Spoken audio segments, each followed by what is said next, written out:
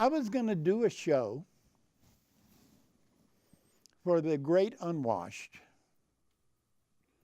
about somebody calls in the middle of the night, you're at home, a bed, asleep, and somebody's been arrested in the family. We say, my God, somebody's been arrested in the family. What's the first thing you do? You say, well, we've got to get them out. So you go meet these nice people they call bail bondsmen.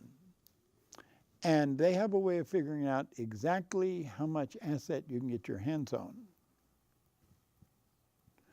and what your property is, and you put everything up for hock and give them every asset you've got. And then you wake up the next morning, you need a lawyer. Right. Now, how do you tell the difference between a lawyer in a clown suit and a clown in a lawyer suit? You see, that's another mystery in your life. It's gotten especially harder with the internet. Yeah. And all these guys now can make themselves look like the greatest lawyer ever lived. And so nobody knows that. So No. everybody going through that experience will make every damn fool mistake possible on very short order. They don't know that if you get arrested in the middle of the night, they're going to set your bond at the maximum rate. Anything that can happen can reduce that bond at the first hearing. There's a myriad of things. You got a job. There's a lot of things. Yeah, right. You may even qualify for pre-trial services, right. and you walk out of there with all your money in your pocket.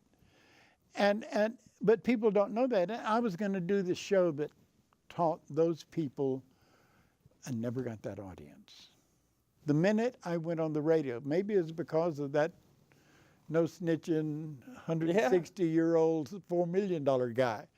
The audience I got was convicts and lawyers and cops and guards and people in the prison business. I got that audience. Well, you don't do radio for an audience you don't have. Yeah.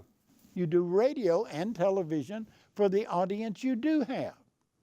And so I leaned into it, and it got even worse. I mean, I was on the air less than 2 months, and somebody calls in from the side of the road. They've had a wreck. They can't visit their son, and they want me to tell their son, and I'm listening to this voice and these rain sounds and this freeway sounds. I said, damn, that's good radio. So I just wired her up, put her on the air. And she said, will you tell my son on the window? And I said, no, I won't. You tell him. He's listening. He's listening. You got you on the radio. So and out of that grew, the next week when I came in, the phones were blink, blink, blink, blink. It was all phone calls. I lost my show.